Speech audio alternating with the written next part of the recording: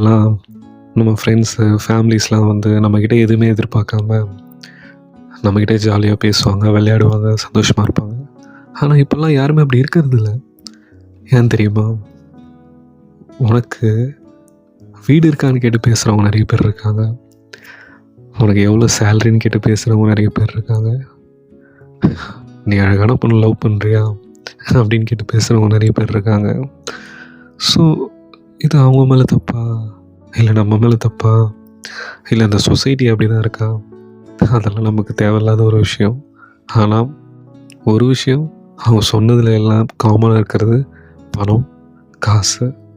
அந்த காசு இருந்தால் சந்தோஷத்தை கூட ஈஸியாக வாங்கிடலான்றது தான் இப்போ இருக்க இந்த 26ல் நடந்துகிட்ருக்கு. இதெல்லாம் கேட்க கொஞ்சம் கஷ்டமாக தான் இருக்கும், ஆனால் அதுதான் உண்மை. அப்போது நம்ம யாரை லவ் பண்ணுறோம், எதை லவ் பண்ணுறோன்னு தெரியாமல் பண்ணிகிட்ருக்கோம்ல. நான் ஒன்று சொல்லட்டுமா? நம்ம லவ் பண்ணுறது தப்பு இல்லை. எது மேலே ஆசைப்படுறோமோ அதுதான் அதிகமாக நம்மளுக்கு கிடைக்குமோ. ஸோ நம்ம கோல் இப்போ நிறைய விஷயங்கள் மேலே இருக்கலாம், ஆனால் பணத்து மேலேயே கொஞ்சம் இருந்ததுன்னா அந்த பணத்துக்கு உன்னை பிடிக்கும், உனக்கு அது பணத்தை பிடிக்கும், அப்புறம் உன்னை எல்லாருக்குமே பிடிக்கும்.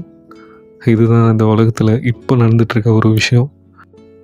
இதெல்லாம் தாண்டி நீ லைஃப்பில் சக்ஸஸ் ஆகிட்டினா யாருமே உன்னை பிடிக்காதுன்னு சொல்லவே மாட்டாங்க.